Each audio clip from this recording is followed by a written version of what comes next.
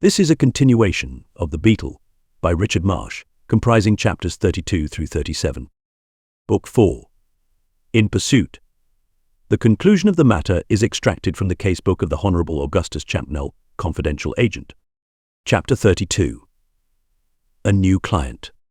On the afternoon of Friday, June 2nd, 18, I was entering in my casebook some memoranda having reference to the very curious matter of the Duchess of Datchet's deed box. It was about 2 o'clock. Andrews came in and laid a card upon my desk. On it was inscribed Mr. Paul Lessingham. "Show Mr. Lessingham in." Andrews showed him in. I was of course familiar with Mr. Lessingham's appearance, but it was the first time I had had with him any personal communication. He held out his hand to me. "You are Mr. Champnell." "I am. I believe that I have not had the honour of meeting you before, Mr. Champnell, but with your father, the Earl of Glenlivet, I have the pleasure of some acquaintance." I bowed.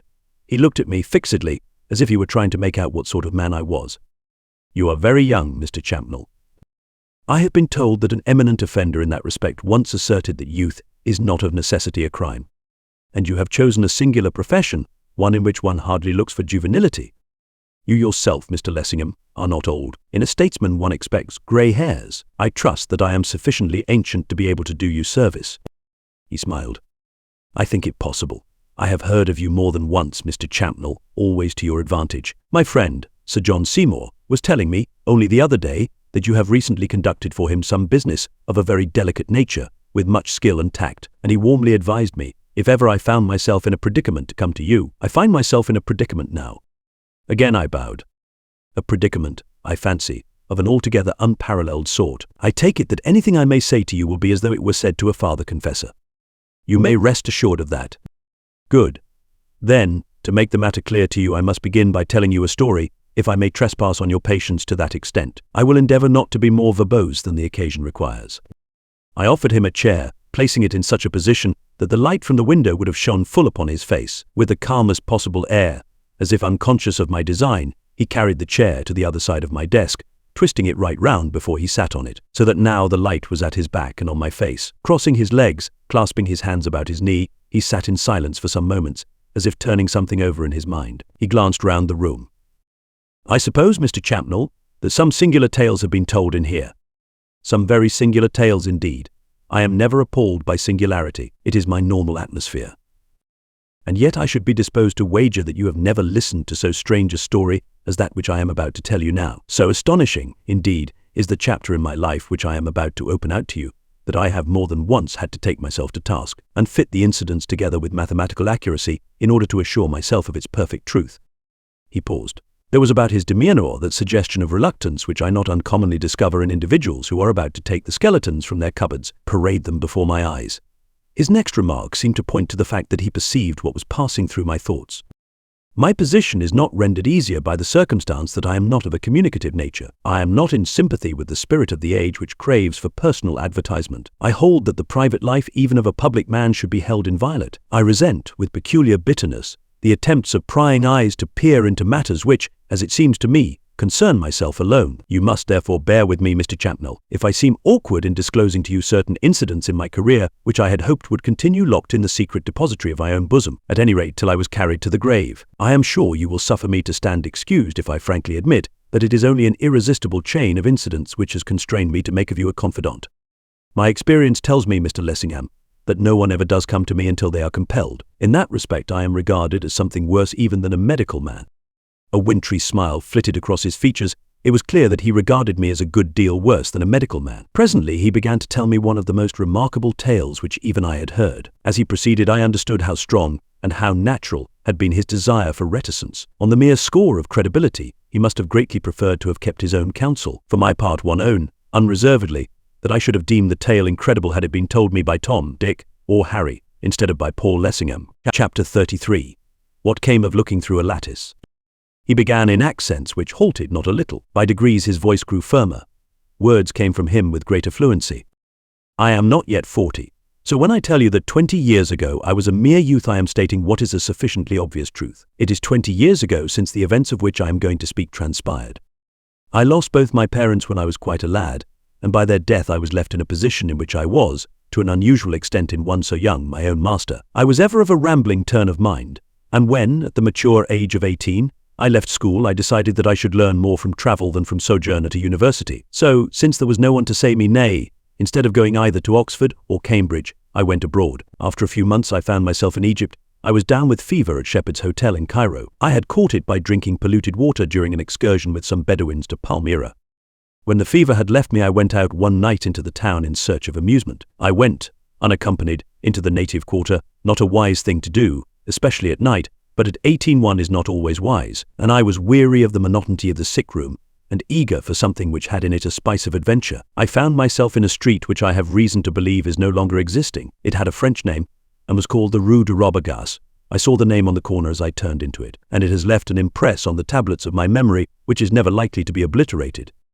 It was a narrow street, and of course, a dirty one, ill-lit, and apparently at the moment of my appearance deserted. I had gone, perhaps, halfway down its tortuous length, blundering more than once into the kennel, wondering what fantastic whim had brought me into such unsavoury quarters, and what would happen to me if, as seemed extremely possible, I lost my way. On a sudden my ears were saluted by sounds which proceeded from a house which I was passing, sounds of music and of singing. I paused. I stood a while to listen. There was an open window on my right, which was screened by latticed blinds. From the room which was behind these blinds the sounds were coming. Someone was singing, accompanied by an instrument resembling a guitar, singing uncommonly well. Mr. Lessingham stopped. A stream of recollection seemed to come flooding over him. A dreamy look came into his eyes. I remember it all as clearly as if it were yesterday, how it all comes back, the dirty street, the evil smells, the imperfect light, the girl's voice filling all at once the air. It was a girl's voice, full and round and sweet, an organ seldom met with, especially in such a place as that. She sang a little chansonette, which, just then, half Europe was humming. It occurred in an opera, which they were acting at one of the boulevard theatres. Le Petit Voyageurs, the effect, coming so unexpectedly, was startling. I stood and heard her to an end. Inspired by I know not what impulse of curiosity, when the song was finished, I moved one of the lattice blinds a little aside, so as to enable me to get a glimpse of the singer. I found myself looking into what seemed to be a sort of café, one of those places which are found all over the continent, in which women sing in order to attract custom. There was a low platform at one end of the room, and on it were seated 3 women. One of them had evidently just been accompanying her own song. She still had an instrument of music in her hands, and was striking a few idle notes. The other 2 had been acting as audience. They were attired in the fantastic apparel which the women who are found in such places generally wear. An old woman was sitting knitting in a corner, whom I took to be the inevitable patron. With the exception of these 4, the place was empty.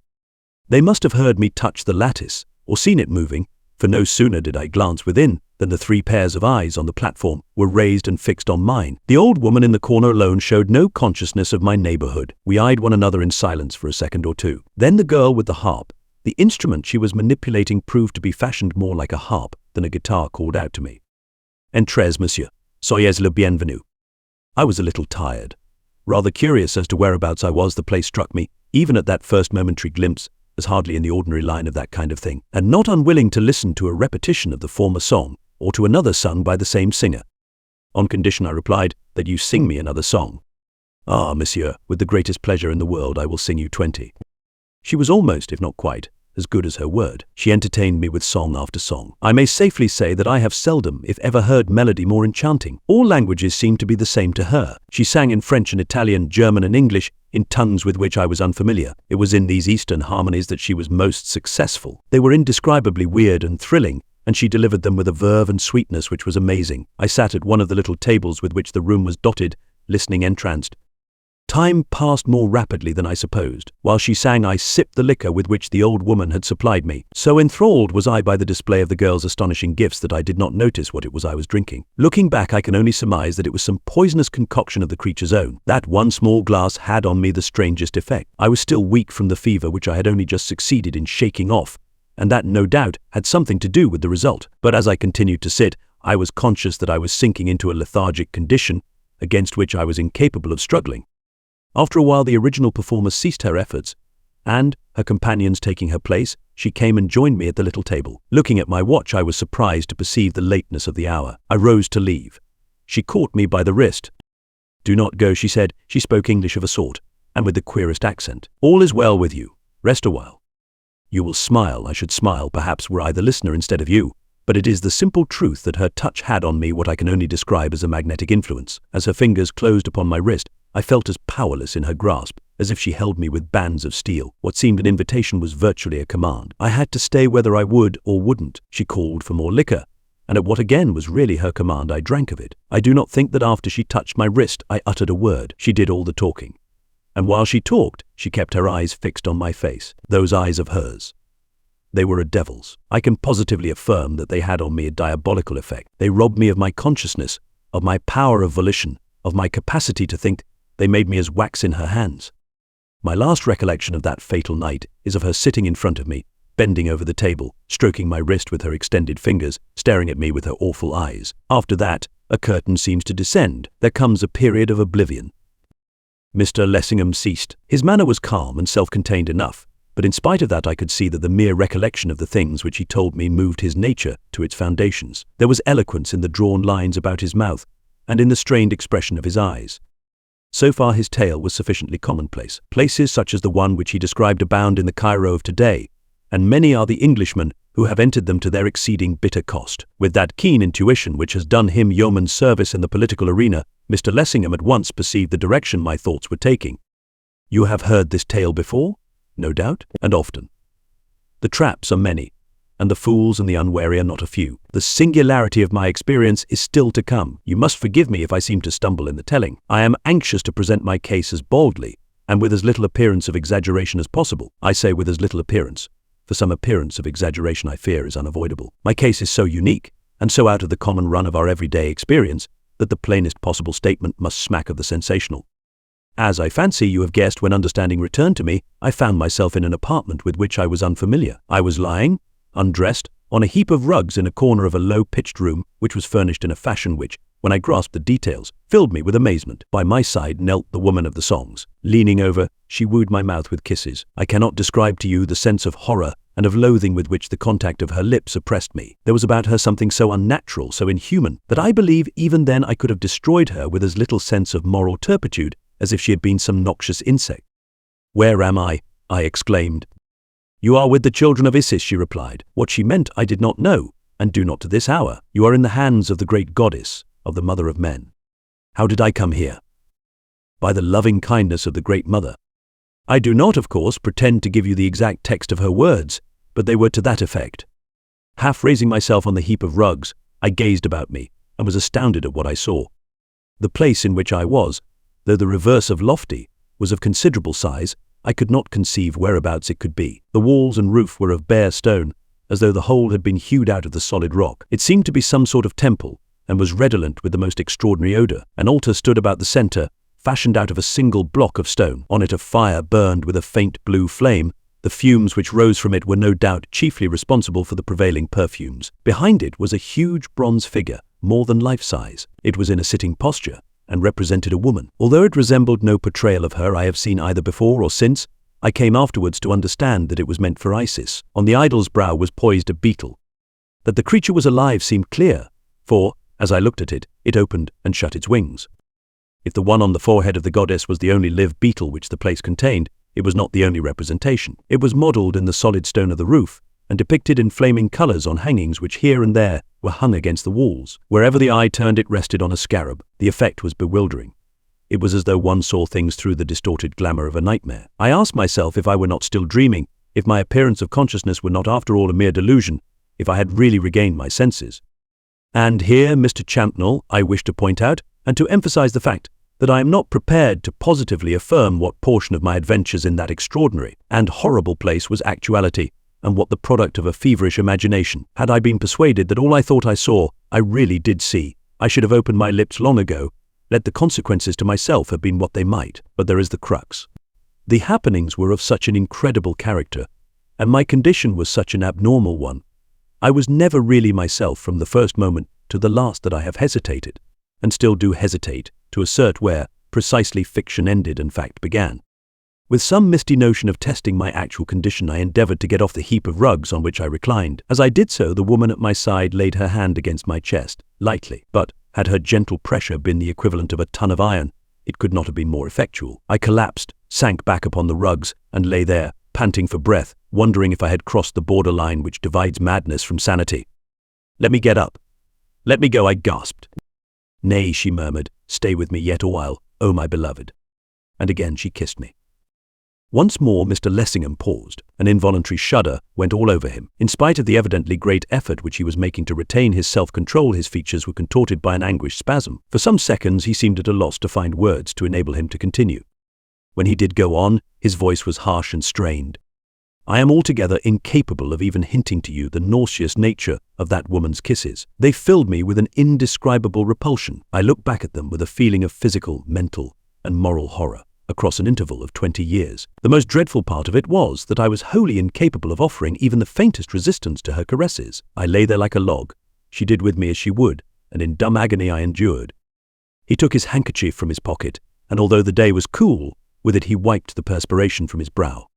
To dwell in detail on what occurred during my involuntary sojourn in that fearful place is beyond my power. I cannot even venture to attempt it. The attempt, were it made, would be futile, and, to me, painful beyond measure. I seem to have seen all that happened as in a glass darkly, with about it all an element of unreality. As I have already remarked, the things which revealed themselves dimly to my perception seemed too bizarre, too hideous, to be true.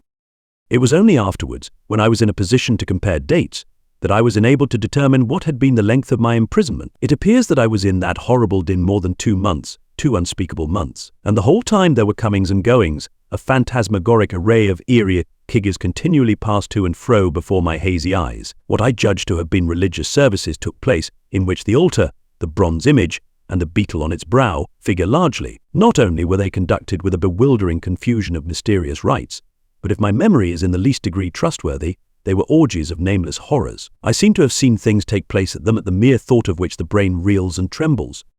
Indeed, it is in connection with the cult of the obscene deity to whom these wretched creatures paid their scandalous vows that my most awful memories seem to have been associated. It may have been, I hope it was, a mirage born of my half-delirious state, but it seemed to me that they offered human sacrifices. When Mr. Lessingham said this, I pricked up my ears. For reasons of my own, which will immediately transpire, I had been wondering if he would make any reference to a human sacrifice. He noted my display of interest, but misapprehended the cause. "I see you start, I do not wonder. But I repeat that unless I was the victim of some extraordinary species of double sight, in which case the whole business would resolve itself into the fabric of a dream, and I should indeed thank God. I saw on more than one occasion a human sacrifice offered on that stone altar, presumably to the grim image which looked down on it, and, unless I err, in each case the sacrificial object was a woman, stripped to the skin, as white as you or I, and before they burned her they subjected her to every variety of outrage of which even the minds of demons could conceive. More than once, since then I have seemed to hear the shrieks of the victims ringing through the air, mingled with the triumphant cries of her frenzied murderers, and the music of their harps.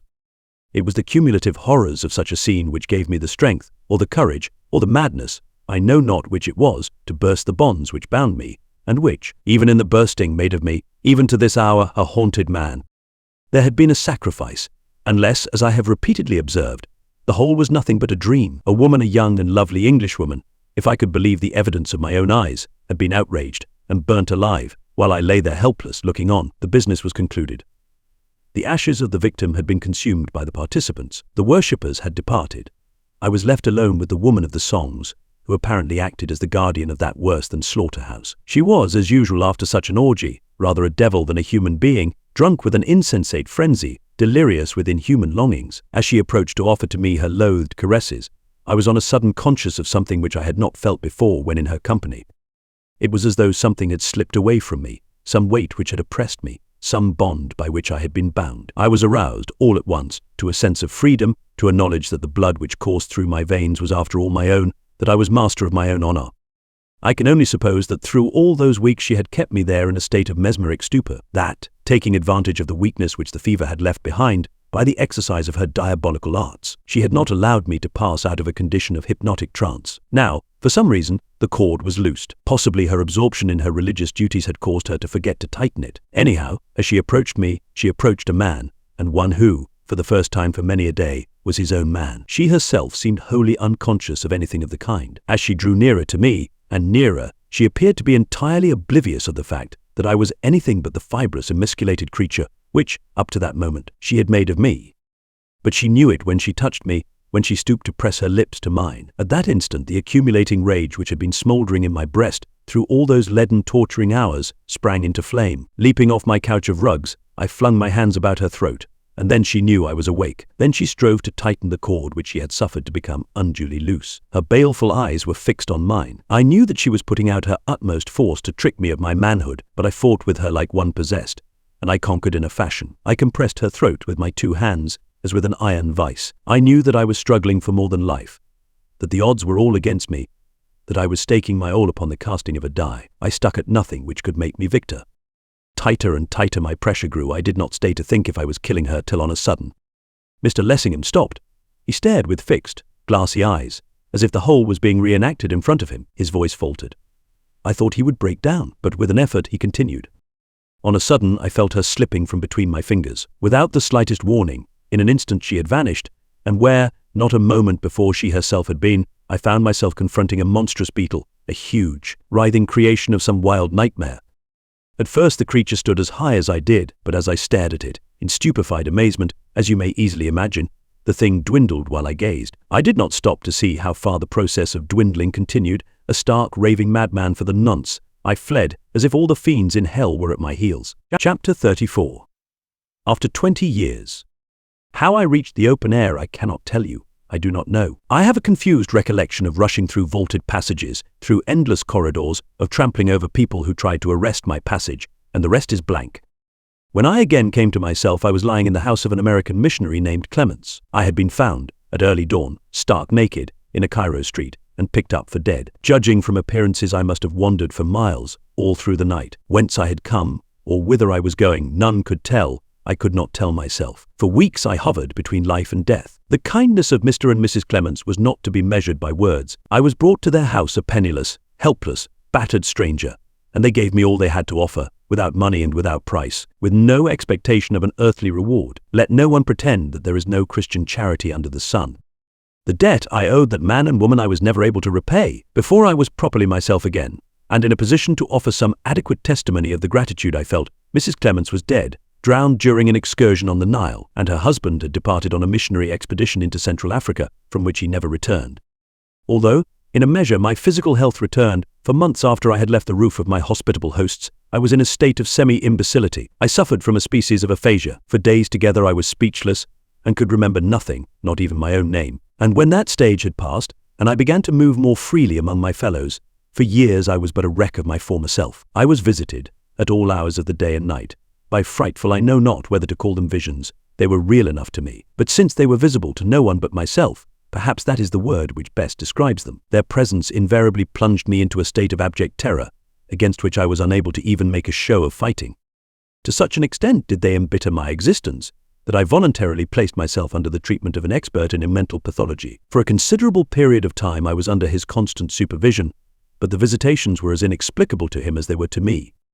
By degrees, however, they became rarer and rarer, until at last I flattered myself that I had once more become as other men. After an interval, to make sure, I devoted myself to politics. Thenceforward I have lived, as they phrase it, in the public eye. Private life, in any peculiar sense of the term, I have had none. Mr. Lessingham ceased. His tale was not uninteresting, and to say the least of it was curious, but I still was at a loss to understand what it had to do with me, or what was the purport of his presence in my room. Since he remained silent, as if the matter, so far as he was concerned, was at an end, I told him so. I presume, Mr. Lessingham, that all this is but a prelude to the play. At present I do not see where it is that I come in. Still for some seconds he was silent. When he spoke his voice was grave and sombre, as if he were burdened by a weight of woe. Unfortunately, as you put it, all this has been but a prelude to the play. Were it not so, I should not now stand in such pressing want of the services of a confidential agent, that is, of an experienced man of the world, who has been endowed by nature with phenomenal perceptive faculties, and in whose capacity and honor I can place the completest confidence. I smiled. The compliment was a pointed one. I hope your estimate of me is not too high. I hope not, for my sake as well as for your own. I have heard great things of you. If ever man stood in need of all that human skill and acumen can do for him, I certainly am he. His words aroused my curiosity. I was conscious of feeling more interested than heretofore. I will do my best for you. Man can do no more. Only give my best a trial. I will, at once. He looked at me long and earnestly. Then, leaning forward, he said, lowering his voice perhaps unconsciously, "The fact is, Mr. Champnell, that quite recently events have happened which threaten to bridge the chasm of 20 years, and to place me face to face with that plague spot of the past. At this moment I stand in imminent peril of becoming again the wretched thing I was when I fled from that den of all the devils. It is to guard me against this that I have come to you. I want you to unravel the tangled thread which threatens to drag me to my doom, and, when unraveled, to sunder it forever, if God wills, in twain. Explain. To be frank, for the moment I thought him mad. He went on. None. 3 weeks ago, when I returned late one night from a sitting in the House of Commons, I found, on my study table, a sheet of paper on which there was a representation marvellously like of the creature into which, as it seemed to me, the woman of the songs was transformed as I clutched her throat between my hands. The mere sight of it brought back one of those visitations of which I have told you, and which I thought I had done with forever. I was convulsed by an agony of fear, thrown into a state approximating to a paralysis both of mind and body. But why? But why? I cannot tell you. I only know that I have never dared to allow my thoughts to recur to that last dread scene, lest the mere recurrence should drive me mad. What was this you found upon your study table? Merely a drawing.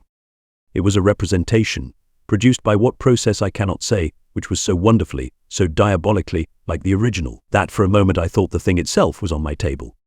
Who put it there? That is precisely what I wish you to find out, what I wish you to make it your instant business to ascertain. I have found the thing, under similar circumstances, on 3 separate occasions on my study table, and each time it has had on me the same hideous effect. Each time after you have returned from a late sitting in the House of Commons. Exactly. Where are these, what shall I call them, delineations? That, again, I cannot tell you. What do you mean? What I say. Each time when I recovered, the thing had vanished. Sheet of paper and all. Apparently, though on that point I could not be positive. You will understand that my study table is apt to be littered with sheets of paper, and I could not absolutely determine that the thing had not stared at me from one of those. The delineation itself, to use your word, certainly had vanished. I began to suspect that this was a case rather for a doctor than for a man of my profession, and hinted as much. Don't you think it is possible, Mr. Lessingham, that you have been overworking yourself, that you have been driving your brain too hard, and that you have been the victim of an optical delusion? I thought so myself. I may say that I almost hope so, but wait till I have finished. You will find that there is no loophole in that direction. He appeared to be recalling events in their due order. His manner was studiously cold, as if he were endeavoring, despite the strangeness of his story, to impress me with the literal accuracy of each syllable he uttered. The night before last, on returning home, I found in my study a stranger. A stranger. Yes, in other words, a burglar. A burglar, I see. Go on. He had paused. His demeanor was becoming odder and odder. On my entry, he was engaged in forcing an entry into my bureau. I need hardly say that I advanced to seize him, but I could not. Not. You could not? How do you mean you could not? I mean simply what I say. You must understand that this was no ordinary felon. Of what nationality he was I cannot tell you. He only uttered 2 words, and they were certainly in English, but apart from that he was dumb. He wore no covering on his head or feet. Indeed, his only garment was a long, dark, flowing cloak which, as it fluttered about him, revealed that his limbs were bare. An unique costume for a burglar. The instant I saw him I realized that he was in some way connected with that adventure in the Rue de Rabagas. What he said and did proved it to the hilt. What did he say and do?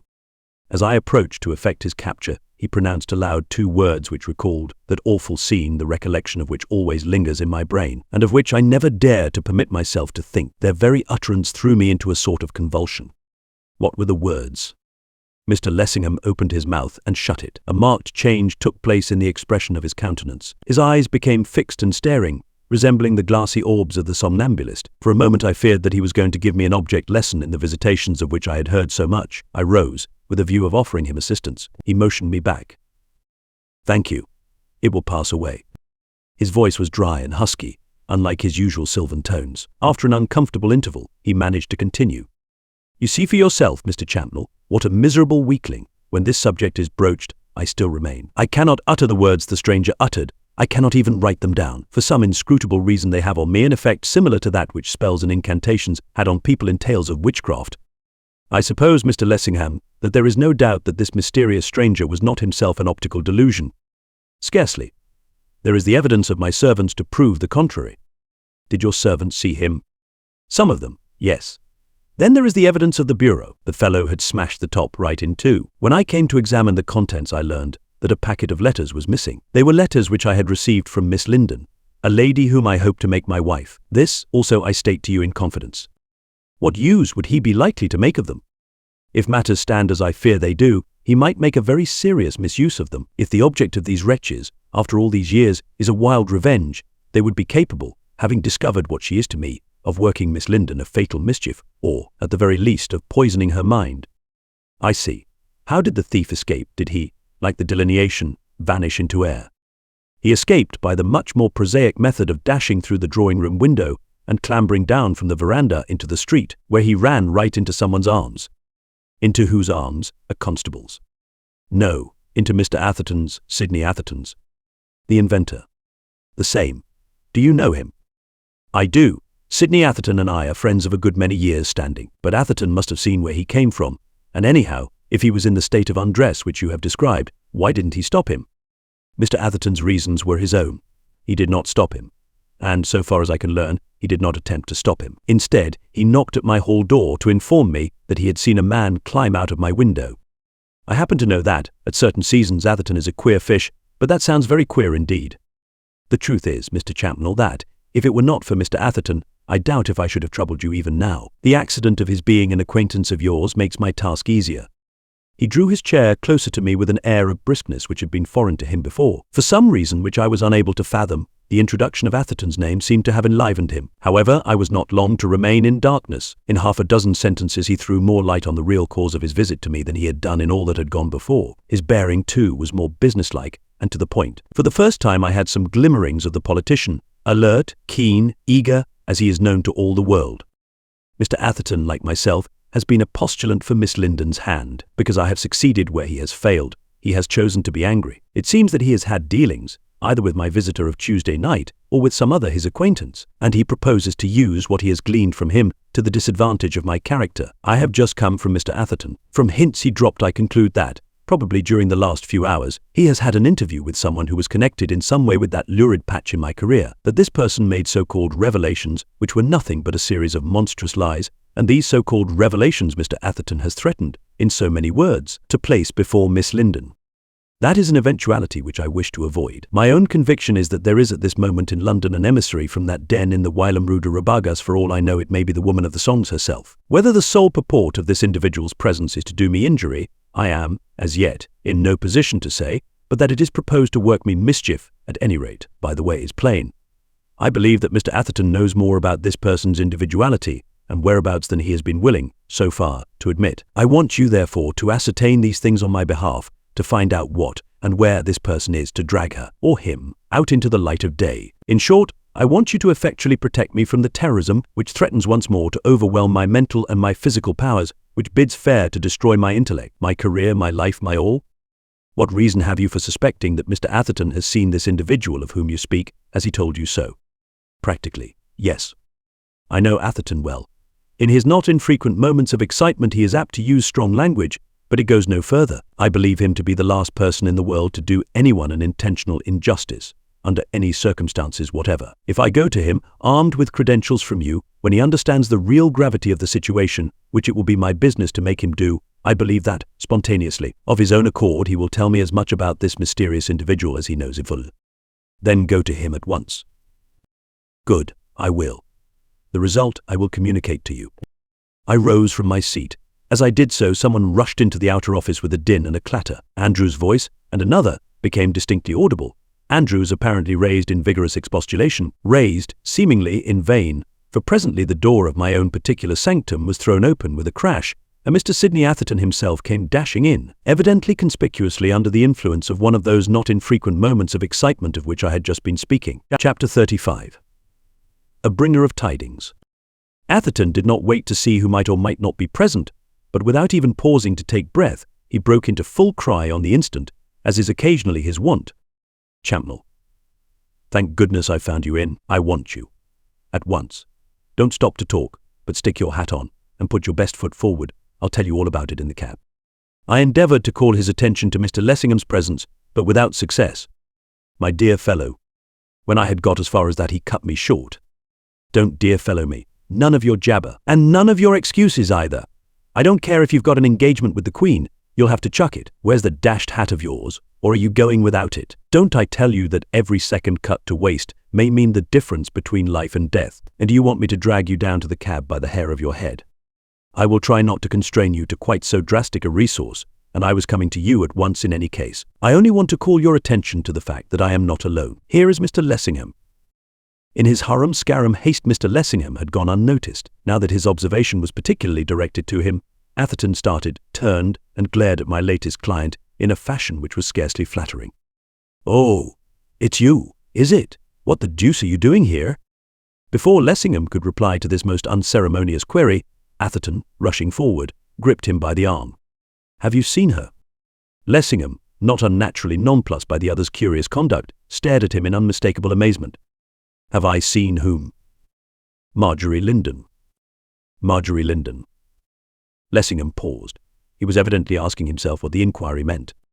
"I have not seen Miss Linden since last night. Why do you ask?" "Then heaven help us. As I'm a living man, I believe he, she, or it has got her." His words were incomprehensible enough to stand in copious need of explanation, as Mr. Lessingham plainly thought. "What is it that you mean, sir?" "What I say, I believe that Oriental friend of yours has got her in her clutches, if it is her goodness alone knows what the infernal conjurer's real sex may be." "Atherton, explain yourself." On a sudden, Lessingham's tones rang out like a trumpet call. "If damage comes to her, I shall be fit to cut my throat, and yours." Mr. Lessingham's next proceeding surprised me. I imagine it surprised Atherton still more. Springing at Sidney like a tiger, he caught him by the throat. You hound! Of what wretched folly have you been guilty? If so much as a hair of her head is injured, you shall repay it me 10,000-fold. You mischief-making, inter-meddling, jealous fool." He shook Sidney, as if he had been a rat, then flung him from him headlong onto the floor. It reminded me of nothing so much as Othello's treatment of Iago. Never had I seen a man so transformed by rage. Lessingham seemed to have positively increased in stature. As he stood glowering down at the prostrate Sidney, he might have stood for a materialistic conception of human retribution. Sidney, I take it, was rather surprised than hurt. For a moment or two he lay quite still. Then, lifting his head, he looked up his assailant. Then, raising himself to his feet, he shook himself, as if with a view of learning if all his bones were whole. Putting his hands up to his neck, he rubbed it, gently, and he grinned. Grinned. "By God, Lessingham, there's more in you than I thought. After all, you are a man. There's some holding power in those wrists of yours. They've nearly broken my neck. When this business is finished, I should like to put on the gloves with you and fight it out. You're clean wasted upon politics. Damn it, man, give me your hand." Mr. Lessingham did not give him his hand. Atherton took it and gave it a hearty shake with both of his. If the first paroxysm of his passion had passed, Lessingham was still sufficiently stern. "Be so good as not to trifle, Mr. Atherton. If what you say is correct, and the wretch to whom you allude really has Miss Linden at her mercy, then the woman I love, and whom you also pretend to love, stands in imminent peril not only of a ghastly death, but of what is infinitely worse than death." "The deuce she does." Atherton wheeled round towards me. "Champnell, haven't you got the dashed hat of yours yet? Don't stand there like a tailor's dummy, keeping me on tenterhooks. Move yourself. I'll tell you all about it in the cab. And, Lessingham, if you'll come with us, I'll tell you too." Chapter 36. What the tidings were. 3 in a hansom cab is not, under all circumstances, the most comfortable method of conveyance. When one of the trio happens to be Sidney Atherton, in one of his moments of excitement, it is distinctly the opposite, as, on that occasion, Mr. Lessingham and I both quickly found. Sometimes he sat on my knees, sometimes on Lessingham's, and frequently, when he unexpectedly stood up, and all but precipitated himself onto the horse's back, on nobody's. In the eagerness of his gesticulations, first he knocked off my hat, then he knocked off Lessingham's, then his own, then all three together, once. His own hat rolling into the mud, he sprang into the road, without previously going through the empty form of advising the driver of his intention to pick it up. When he turned to speak to Lessingham, he thrust his elbow into my eye, and when he turned to speak to me, he thrust it into Lessingham's. Never, for one solitary instant, was he at rest or either of us at ease. The wonder is that the gymnastics in which he incessantly indulged did not sufficiently attract public notice to induce a policeman to police progress. Had speed not been of primary importance, I should have insisted on the transference of the expedition to the somewhat wider limits of a four-wheeler. His elucidation of the causes of his agitation was apparently more comprehensible to Lessingham than it was to me. I had to piece this and that together under considerable difficulties. By degrees, I did arrive at something like a clear notion of what had actually taken place. He commenced by addressing Lessingham, and thrusting his elbow into my eye. "Did Marjorie tell you about the fellow she found in the street?" Up went his arm to force the trapdoor open overhead, and off went my hat. "Now then, William Henry, let her go. If you kill the horse, I'll buy you another." We were already going much faster than legally we ought to have done, but that, seemingly to him, was not a matter of the slightest consequence. Lessingham replied to his inquiry. "She did not." "What? You know the fellow I saw coming out of your drawing-room window?" "Yes." "Well, Marjorie found him the morning after in front of her breakfast-room window in the middle of the street. Seems he had been wandering about all night, unclothed in the rain and the mud, and all the rest of it, in a condition of hypnotic trance." "Who is the gentleman you are alluding to?" "Says his name's Holt, Robert Holt." "Holt? Is he an Englishman?" "Very much so. City quill driver out of a shop. Stony broke absolutely. They got the chuck from the casual ward, wouldn't let him in, house full, and that sort of thing. Poor devil. Pretty passes you politicians bring men to." "Are you sure?" "Of what?" "Are you sure that this man, Robert Holt, is the same person whom, as you put it, you saw coming out of my drawing-room window?" "Sure. Of course I'm sure. Think I didn't recognize him. Besides, there was the man's own tale, owned to it himself, besides all the rest, which sent one rushing Fulham way. You must remember, Mr. Atherton, that I am wholly in the dark as to what has happened. What has the man Holt to do with the errand on which we are bound? Am I not coming to it? If you would let me tell the tale in my own way, I should get there in less than no time. But you will keep on cutting in. How the deuce do you suppose Champnell is to make head or tail of the business if you will persist in interrupting?" Marjorie took the beggar in. He told his tale to her. "She sent for me, that was just now, caught me on the steps after I had been lunching with Dora Grayling. Holt redished his yarn. I smelt a rat, saw that a connection possibly existed between the thief who'd been playing confounded conjuring tricks off onto me and this interesting party down Fulham Way." "What party down Fulham Way?" "This friend of Holt's, am I not telling you?" "There you are, you see, won't let me finish. When Holt slipped through the window, which is the most sensible thing he seems to have done, if I'd been in his shoes I'd have slipped through 40 windows. Dusky-coloured charmer caught him on the hop, doctored him, sent him out to commit burglary by deputy. I said to Holt, 'Show us this agreeable little crib.' Young man Holt was game. Then Marjorie chipped in. She wanted to go and see it too. I said, 'You'll be sorry if you do.' That settled it. After that she'd have gone if she'd died. I never did have a persuasive way with women. So off we toddled, Marjorie, Holt and I, in a growler, spotted the crib in less than no time, invited ourselves in by the kitchen window. House seemed empty. Presently Holt became hypnotized before my eyes.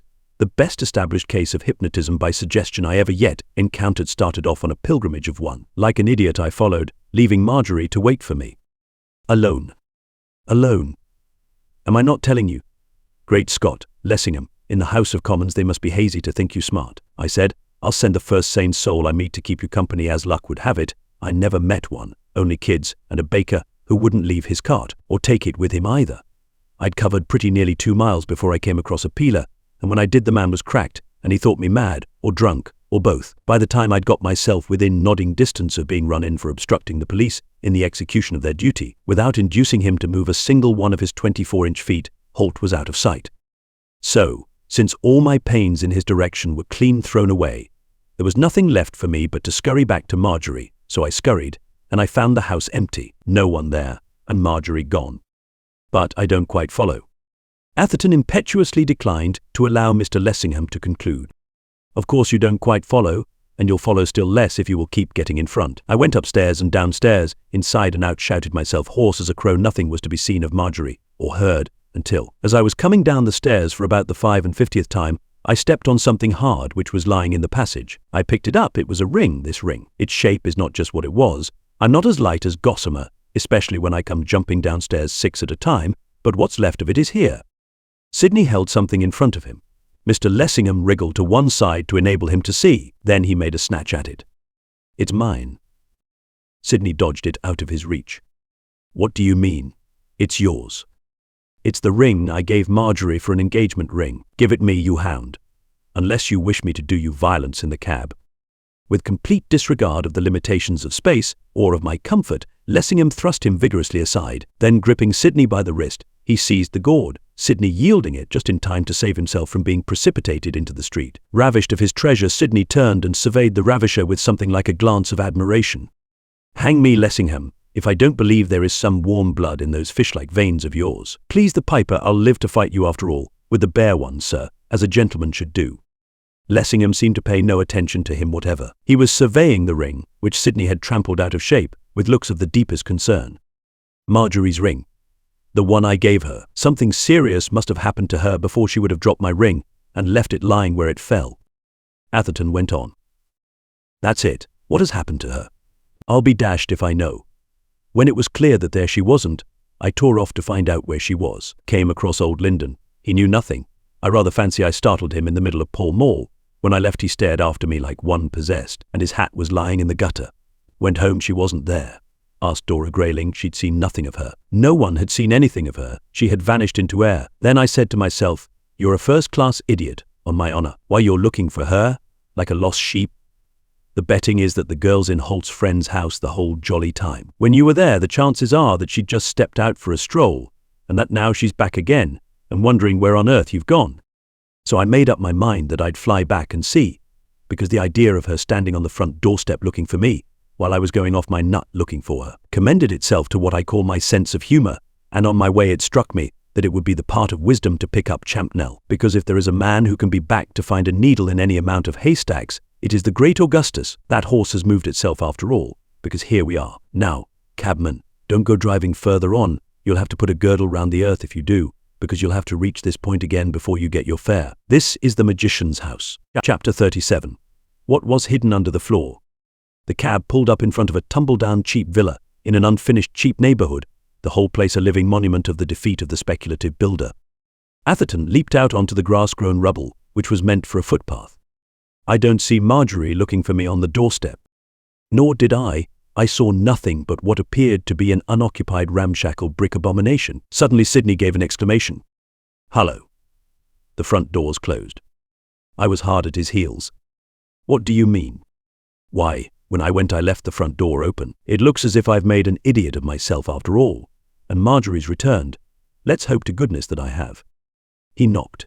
While we waited for a response, I questioned him. Why did you leave the door open when you went?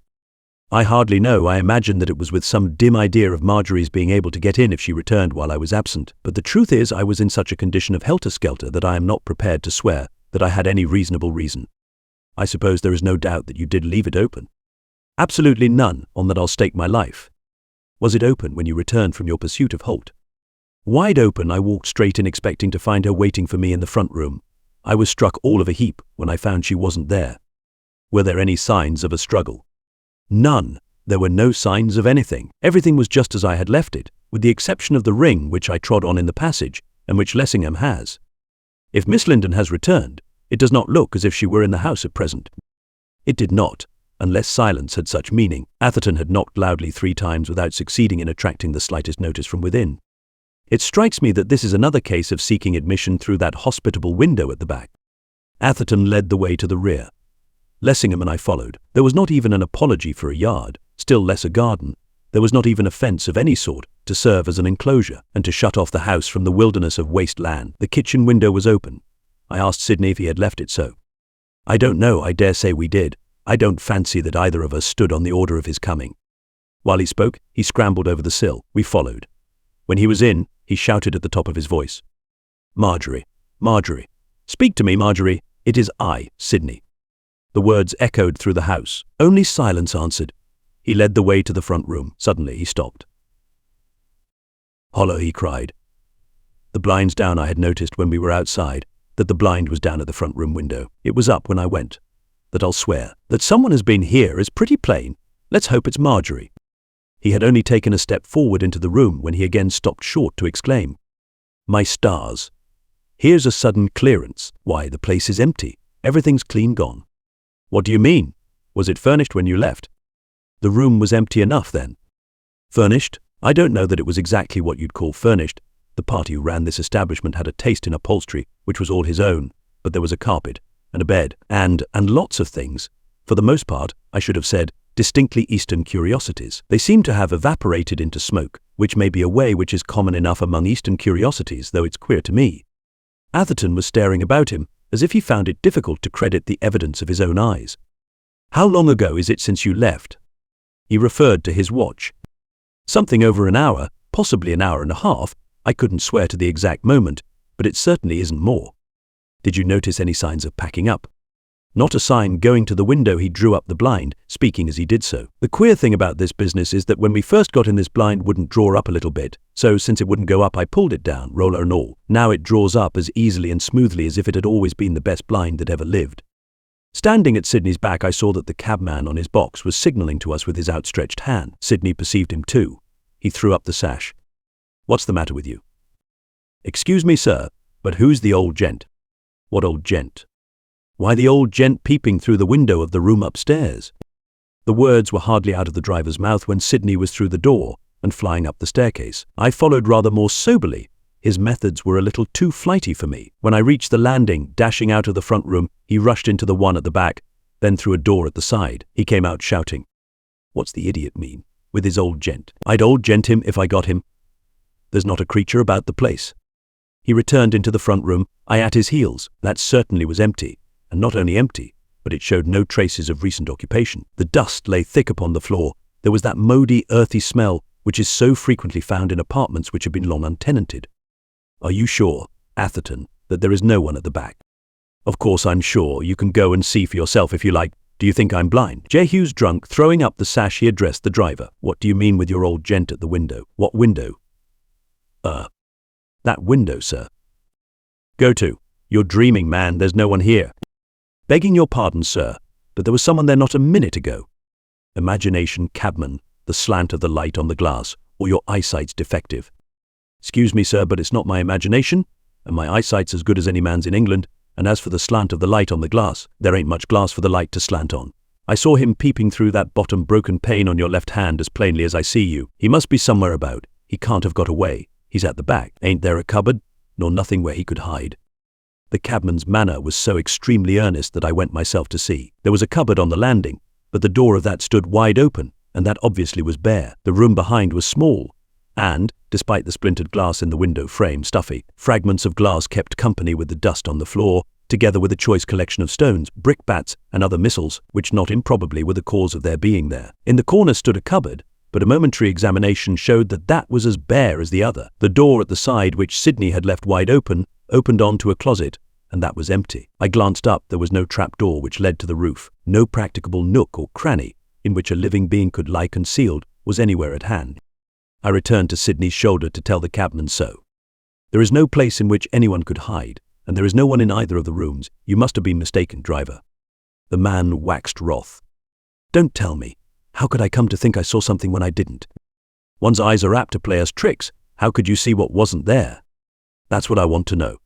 As I drove up, before you told me to stop, I saw him looking through the window, the one at which you are. He'd got his nose glued to the broken pane, and was staring as hard as he could stare. When I pulled up, off he started. I saw him get up off his knees and go to the back of the room. When the gentleman took to knocking, back he came, to the same old spot, and flopped down on his knees. I didn't know what caper you was up to. You might be bum bailiffs for all I knew, and I suppose that he wasn't so anxious to let you in as you might be to get inside, and that was why he didn't take no notice of your knocking, while all the while he kept an eye on what was going on. When you goes round to the back, up he gets again, and I reckoned that he was going to meet Yar, and perhaps give Yar a bit of his mind, and that presently I should hear a shindy, or that something would happen.